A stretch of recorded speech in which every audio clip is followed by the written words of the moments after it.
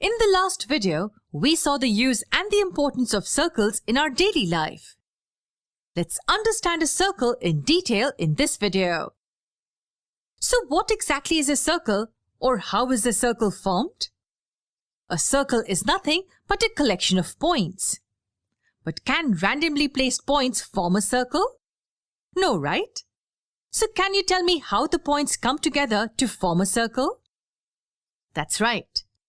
A set of points on the same plane which are at an equal distance from a single point form a circle. Yes, a set of points on the same plane at an equal distance from one single point. This single point is called the center of the circle, and this distance between the center and all the points is called the radius of the circle. Now let's see something interesting. Mathematics has a lot of branches such as geometry, algebra, logic, number theory, etc. But for now, let's focus on geometry and algebra. Let's see how we can represent a circle in geometry as well as algebra. We all know that this is the geometrical representation of a circle. But do you know its algebraic representation?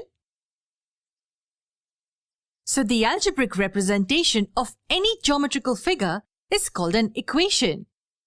To find the algebraic representation of a circle, we need to find its equation.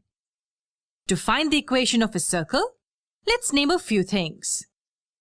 Let the center be O and let its coordinates be h, k. Similarly, let P be any point on the circle with x, y as its coordinates. Also, let's denote the radius by r. So the distance between points O and P is nothing but the radius. But how do we find the distance between the points O and P? Since we know the coordinates of O and P, we can find the distance OP using the distance formula. So we get this. Squaring both the sides, we get this. This is the general equation of the circle. Now that we've seen the general equation of a circle, can you tell me the equation of a circle whose center lies on the origin? Since the center is the origin, the values of h and k become 0. Substituting these values in this equation, we get this. And solving it further, we get this. This is the equation of a circle with the origin as its center.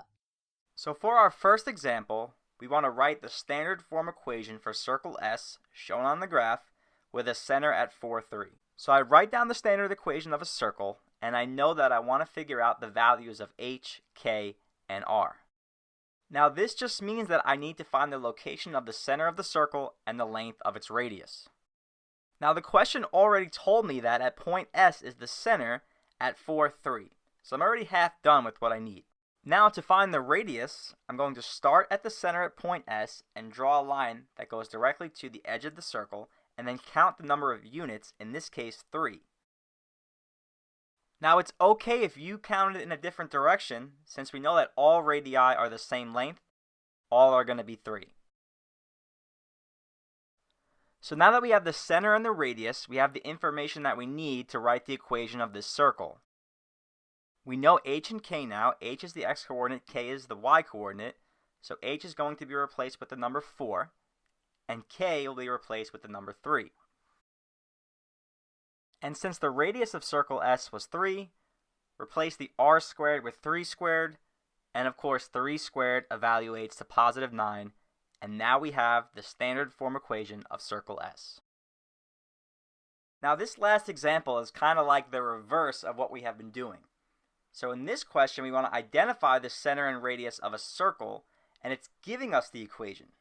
So basically, we should be thinking, if we have the equation of a circle, how do we pull from it the coordinates of the center of the circle and the length of the radius?